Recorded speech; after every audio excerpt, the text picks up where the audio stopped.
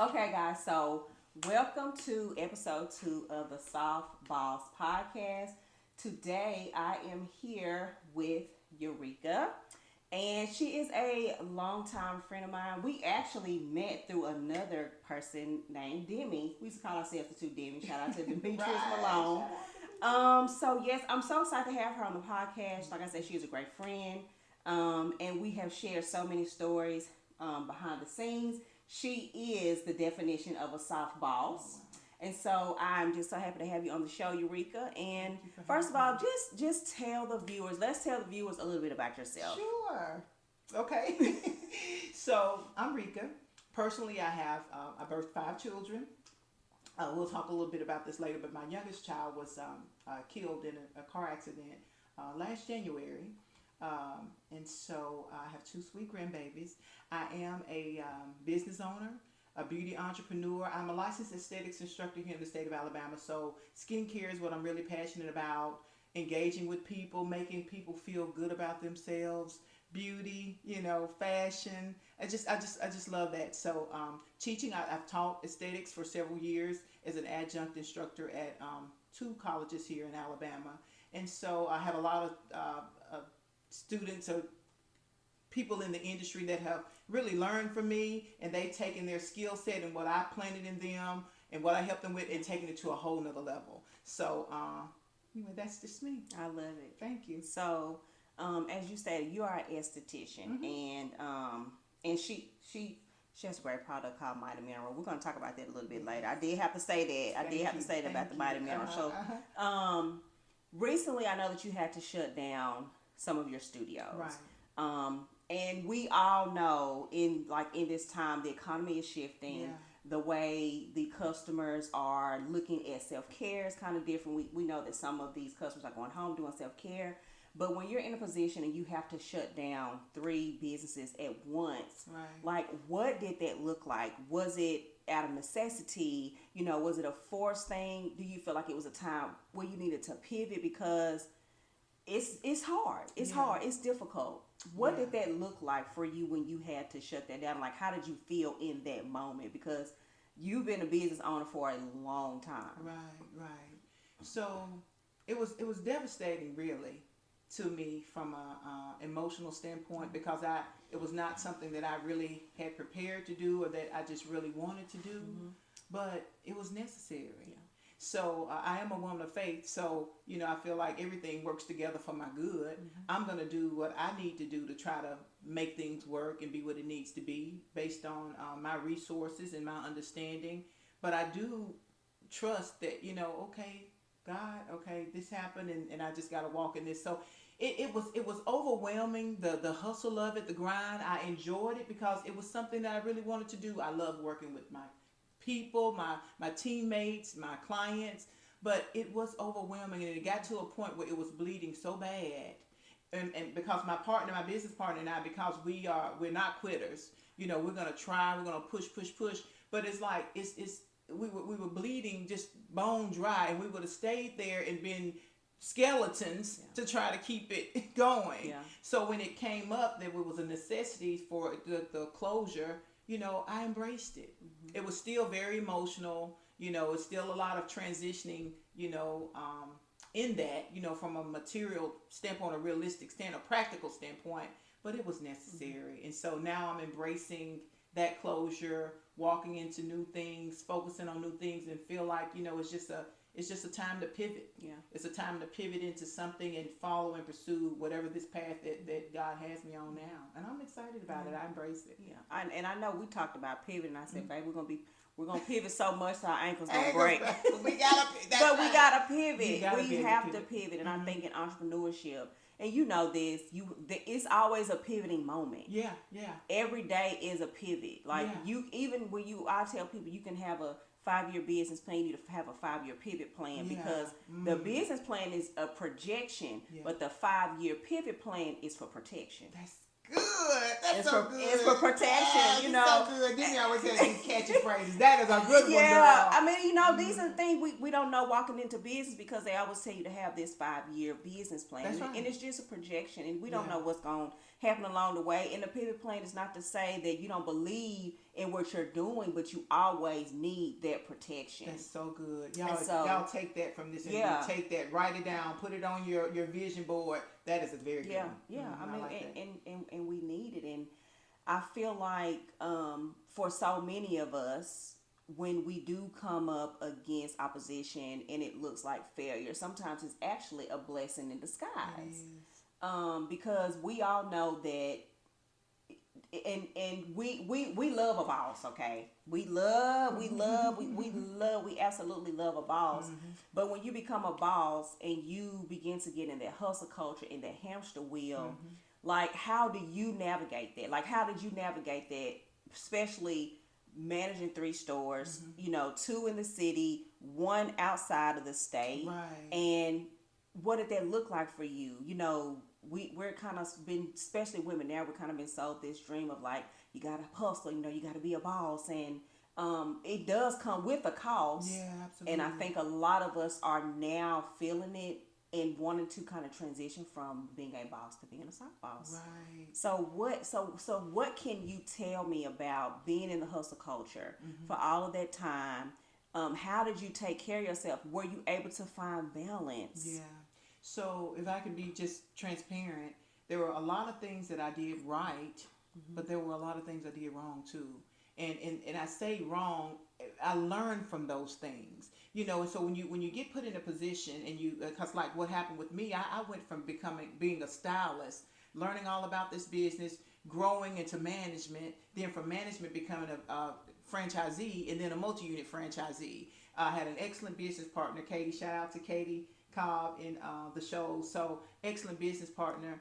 But just going from styling to having all those businesses within like a 24-month period of time, it was a lot. And because I was a stylist in the beginning, I knew a lot of things to do from a practical standpoint. So when I promoted to multi-unit franchisee, it was a lot more responsibility came with that. So I brought on a lot of the things that I was doing from a stylist and manager to multi-unit franchisee. So it was great that I knew all those things, but one of the things that I did do wrong is not delegate enough. Yeah. I tried to do too much myself. Yep. But the balance, it wasn't because I just wanted to be in charge though. It was because, it takes money when you delegate. Yeah. When you delegate somebody to be this manager and that manager or that lead person to that, it takes money to do that. And if the money might not necessarily be there, it's like, okay, it's got to be done. So I did it. Yeah. And I did not, I don't think I found enough ways to delegate in a way to get the support that I needed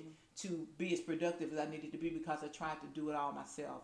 And so it's a lot of things that I did great, a lot of things I did good, and a lot of things that I just did not perform and did not have the productivity that I needed to have because I tried to do too much. But I enjoyed all of it.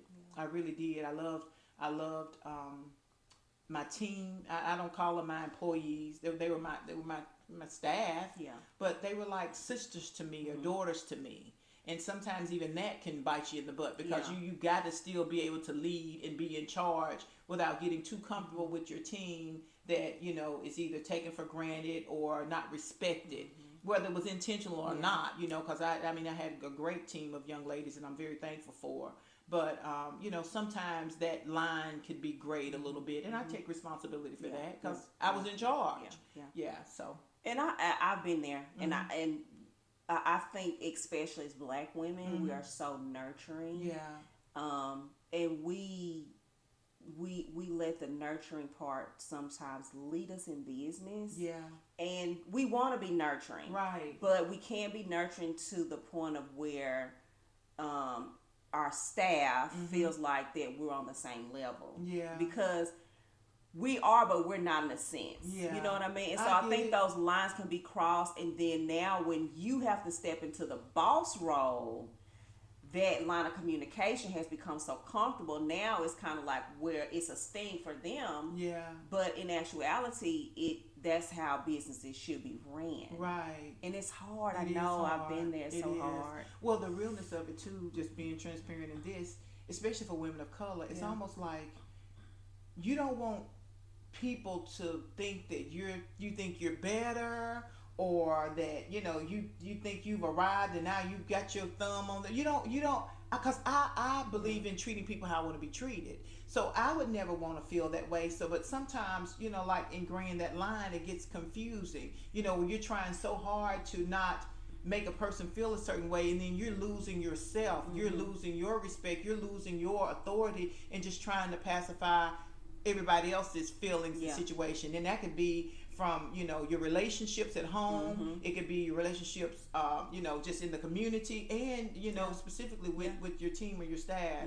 So it's just finding that healthy balance. It's just you just got to learn it, and sometimes you don't get it till it's later in the game, if you get it at all. But I will say this, that people that work with you, once they get to a place like that, they'll understand things so much better.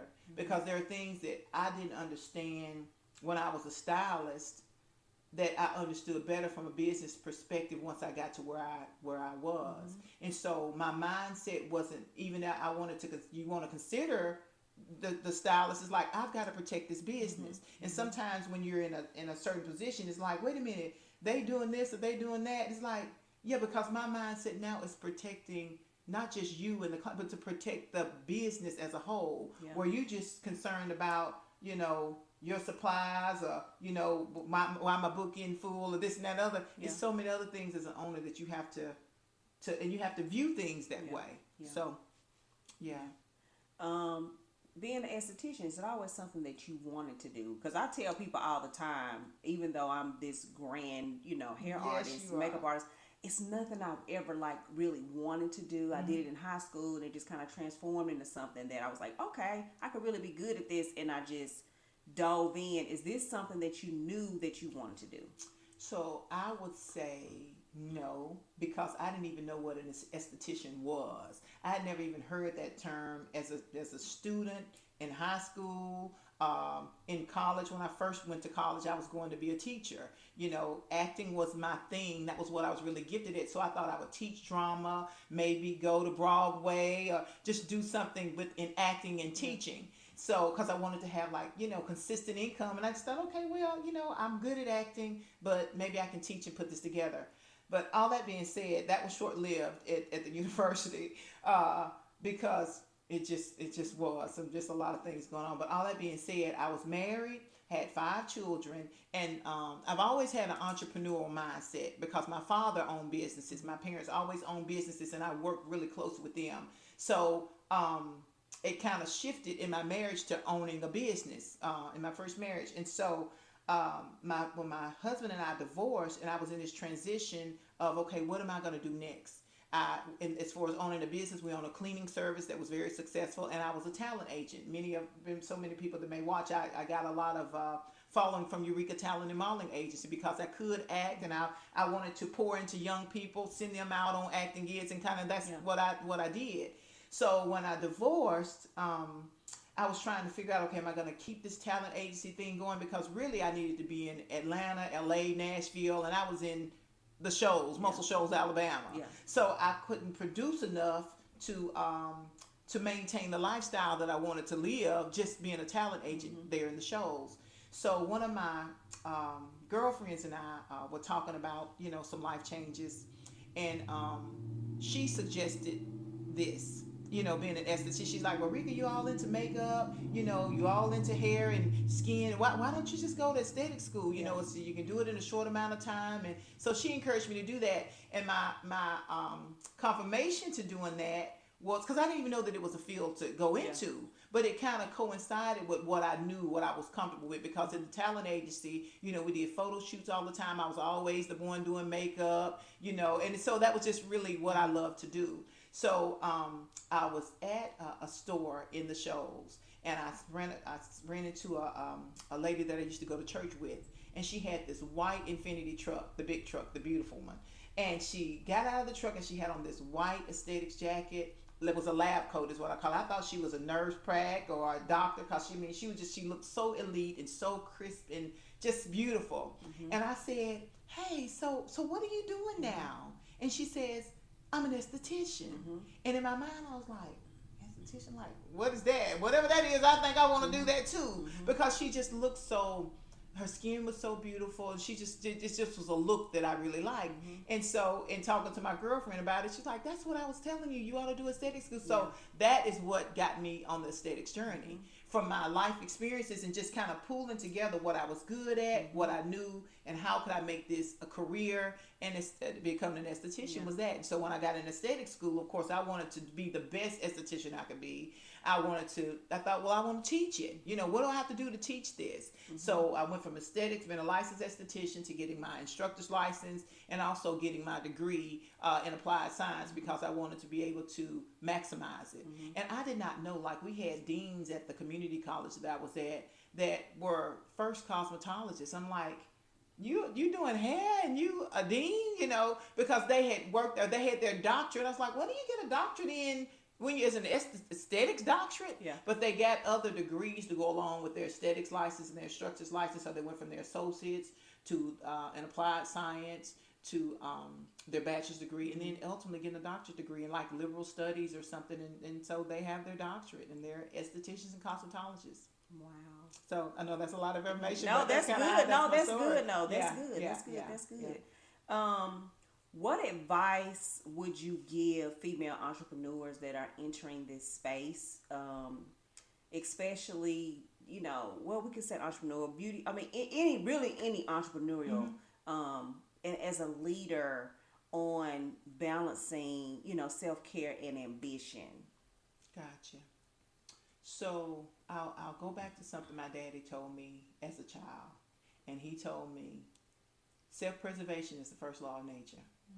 Self-preservation is the first law of nature. So balancing that with not being selfish, that's always been a challenge for me. But taking care of yourself is not selfish. If you can't take care of yourself, you really can't pour into others. So in going into this, you got to count up the cost, okay? Not just the financial cost, okay? Count up the emotional cost, count up the time cost, count up all of the financial part of it as well, and prioritize, like you always say, and just see how you can make it work. But you have got to make sure that in this journey of building and growing and hustling, or soft boss and strong boss, and whatever you're passionate about and whatever you want to do, you've got to take care of yourself. You've got to maintain not just a physical appearance. You've got to maintain the inner. You've got to grow the inner, because what's on the inside is going to reveal itself on the outside. Absolutely. Whatever is in your heart is going to come out of your mouth. It's going to come out of your skin. You're going to look like this right here. So it's very important, not just to mask things. And it's very important to preserve your inner peace and preserve yourself. And whatever that looks like for you, you've got to preserve it. Now, for me, in this season of my life, most definitely it is preserving my peace. Because, you know, after losing my son, which, that is the most devastating thing I've ever experienced in my life. When I lost my mom at 21 years old, at that time, that was the most devastating thing. And it's still very devastating, but when you lose a child, it's just like, I can't even put it into words. Just the way he passed away too, it was just such a shock, because he was killed in a car accident, coming home from school. And it was just devastating. It still is very traumatizing to me and his siblings. But in this season of my life, peace is very important, you know. And I don't have, I have a lot of patience. But in this season, my patience for confusion or any level of toxicity, I don't have the patience for it. You know, whatever patience that I had in that, I've exhausted. Right? I've exhausted for my own, and even sacrificially. So now it's about, Rika, you have to protect it. You know, and you know, you may offend some people along the way. You may not, you know, have the same circles that you had, and it's okay. Whatever that looks like for that person, I know what it's looking like for me. You know, maintaining my spiritual man and making sure that I'm in tune with what I would say the Holy Spirit to lead and guide me, and make sure that I'm listening. And you say this also, so I agree with you in that. It's like, getting quiet sometime where you can just really hear from God, hear from the Most High, because you want to make sure that God, you might be in an unsure place. You may not know what even really taking care of yourself looks like, or maintaining your peace looks like, but just settle down and listen. Get in your word. Be around positive influences, positive people, positive energy. You will be led. Yes. And then I say, let the Lord be your guide. The Lord will guide you. And just He'll give you the wisdom to do and to be and to walk in your purpose and maintain your peace. And that's it. That's what it looks like for me right now. I love it. I love it. Yeah. I love it. I love it. Yeah. So up next, we are going to hear from Miss Ureka, and we're going to talk about the loss of her son and how healing from grief through faith has changed her life. Very good. Thank you.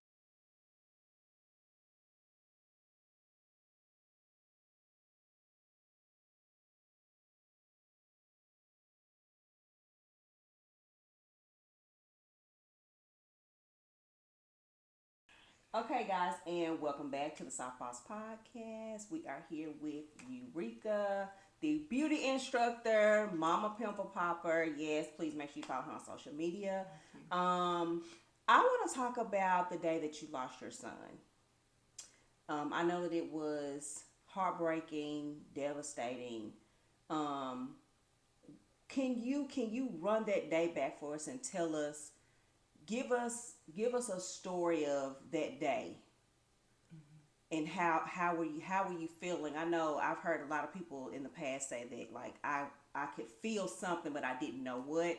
Did you feel something? Was it really like a shock? I know that you said it was a shock, but can you just give us a story of how that looked? Okay, can I talk about Simeon just for a minute? Absolutely. We want to hear about him. And then I'll share that. So Simeon was the baby of 5. I had 5 children. They were all back to back, 3 daughters and then 2 sons. And Simeon was the baby. He had just graduated from high school. He was a star athlete.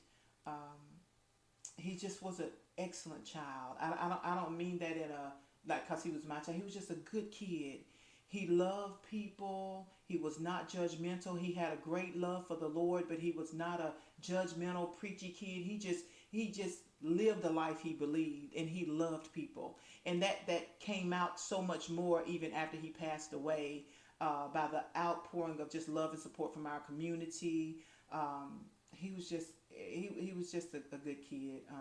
He had graduated from high school, and he was at the junior college there in the Shoals area. He thought he would go to a 2-year college and then go on to a 4-year college, but nevertheless, that's where he was. And so he was leaving school from taking the test. It was a rainy morning. Let me get to how it happened. So it was a rainy morning. He and his brother shared an apartment together. And it was that morning, it was storming really bad in the Shoals area. I was actually teaching a class in Huntsville. And so I was at school teaching. My day was just going like it was going, teaching my students. And I got we have a family group text, and I had gotten these messages that I had not seen because I was teaching my class. And then so I got a phone call from my daughter, Rebecca. She's my 3rd child, Rebecca. And she's in Mississippi, and she says, "Mom, are you seeing these texts?" And I said, "What is it?" She said, "Well, they're saying that, Simeon may have been in a car accident."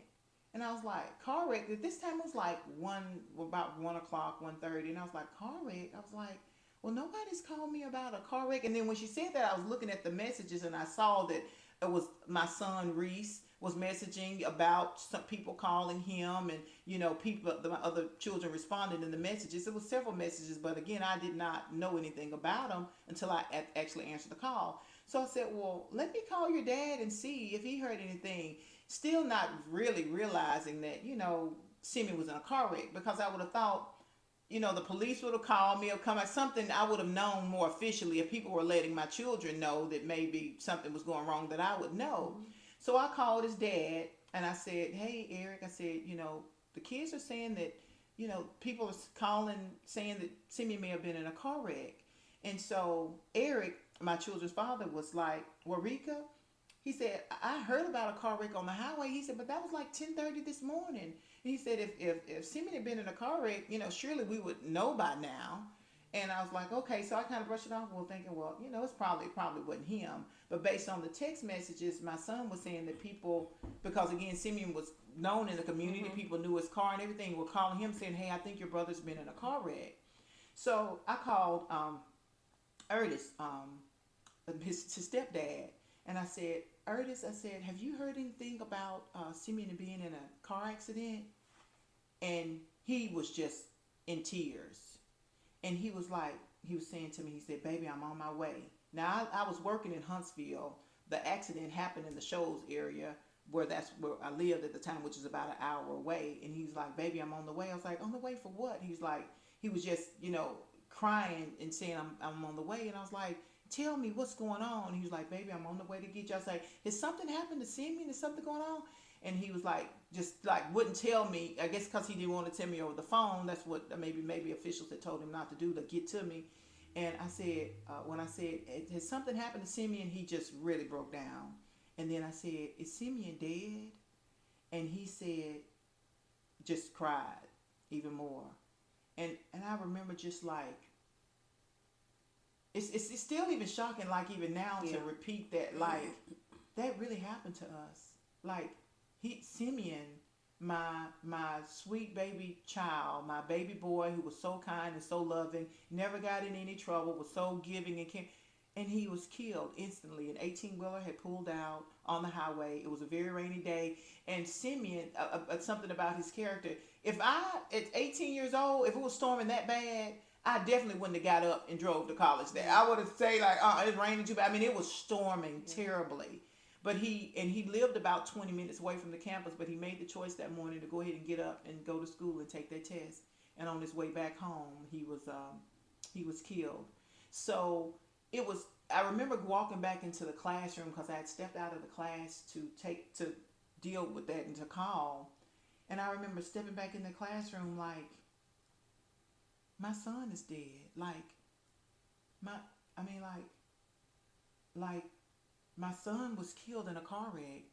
And I just remember all of the students kind of gathering around me. And I remember my dean of instruction coming in, and I just wept in her lap. She stood there while I was sitting in a chair, just in shock, just like weeping in her lap.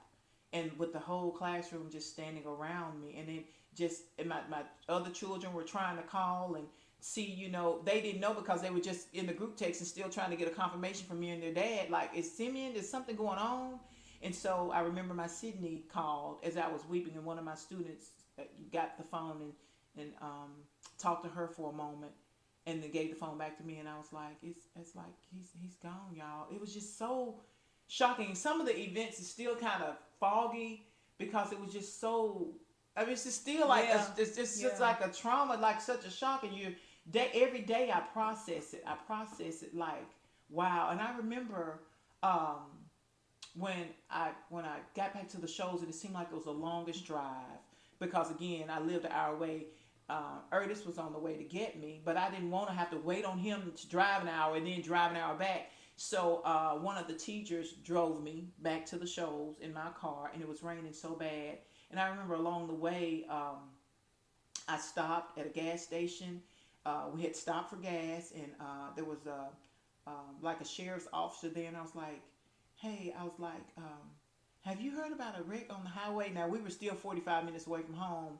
And I was like, I told him the highway was Highway 72, and he's like, well, I said, they're saying that my son was killed in a car wreck. And I still was trying to like, is this really for real? Yeah. And he's like, ma'am, I'm so sorry, but I can check. And so he called the coroner, and he was talking to the coroner there on the phone and saying, hey, I'm with a young lady here at the gas station that thinks her son may have been in an accident on 72. And he confirmed Simeon's name, and he was like, ma'am, I'm so sorry. And he confirmed it with me again that it was Simeon. And so we drove all the way back home in the rain and the storm, and and so sweet. The teacher that was with me that drove me, she was so caring, and I mean, she was just put in a very awkward position. Look, her son just passed away, and I'm having to drive her to the police station. And I just remember getting to the police station, and just so many people, people from my former church, my business partner, and family members just waiting on me there at the police station, and the police officers there. And Simeon was already in the morgue.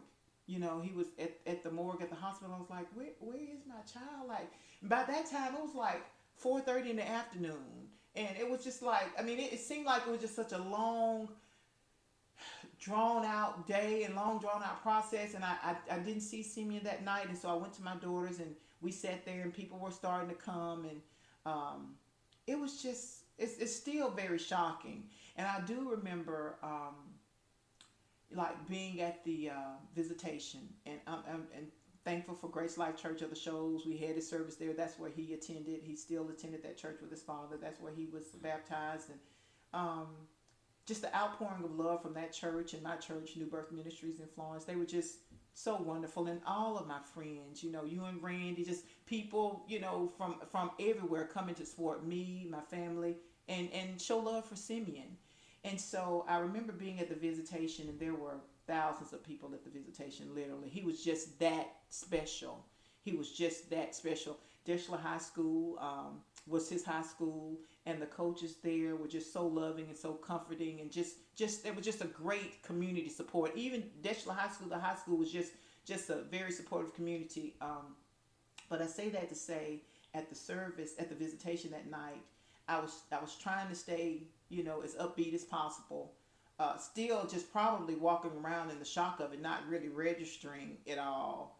But I remember his program, and it was beautiful. They laid it out so beautifully, and it shared so many special moments with our family and talked so well of Simeon. But I remember a friend, Andrea, coming in, and I was like, look, I want to show you his program. And when I pulled the program out to show her, that's when it all just came on me.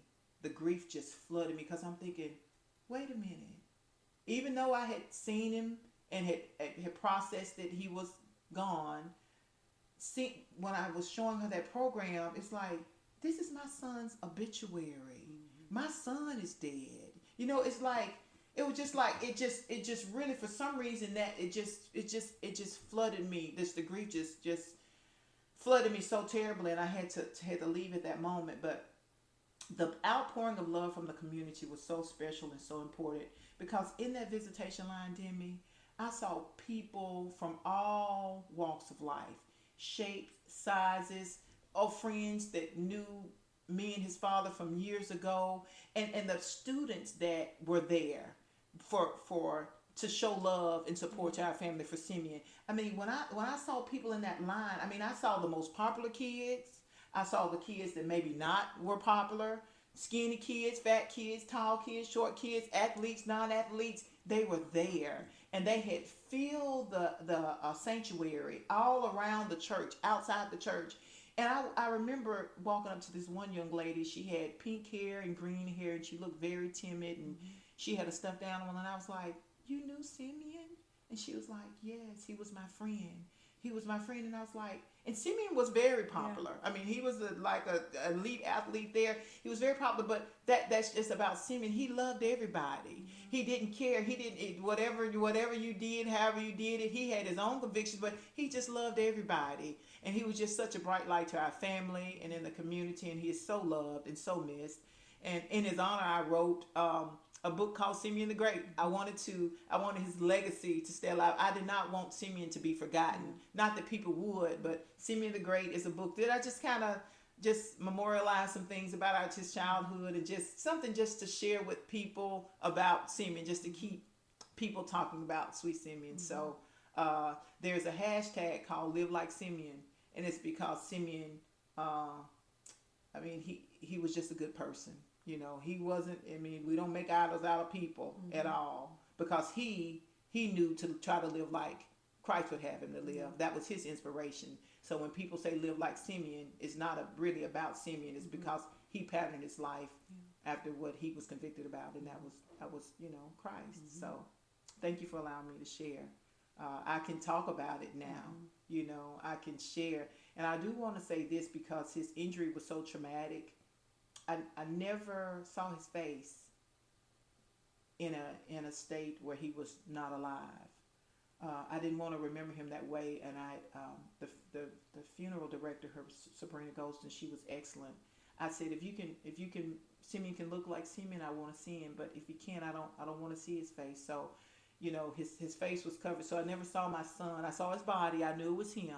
I touched him, I felt him, but I don't have an ugly remembrance, physical remembrance of my baby. So it's a journey. Yeah. Every day, I mean, the kids now always say, "Mom, this can you believe like Simeon is not here?" I have pictures of him everywhere. You know, I kiss his picture every day. But you know, I feel like having Simeon here those 18 years. I mean, it was just such a gift. And in my faith, I do believe that Simeon never really belonged to me anyway. He belonged to God. So God allowed me to nurture him and mother him for those 18 years. But I just trust that he's still in God's care. God's got him. God had him here. He let me have him to nurture him, but he belongs to God, and he's God's got him. Yeah. Either way, he's not here physically, but his spirit lives on. Yeah. So, thank you for allowing me to share. Such a beautiful story. Thank you, baby. Such a beautiful story. Thank you for just being open and transparent, because no parent should have to go through that, but you have handled it with grace. Thank God. It's God. Thank you, baby. Up next, we are going to bring on the Beauty Instructor's product line. Well, I'm going to say this. My favorite product, which is the caffeine roller from the Mighty Mineral. So you guys stay tuned. Thank you.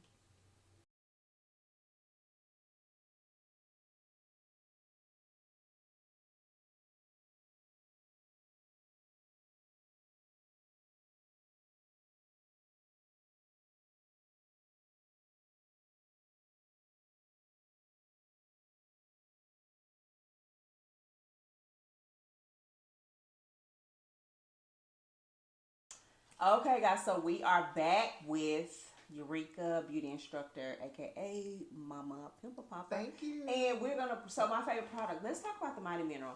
This is my absolute favorite product. This is the Caffeine Elixir Eye Roller, and I use this every day. It has done wonders for under my eyes.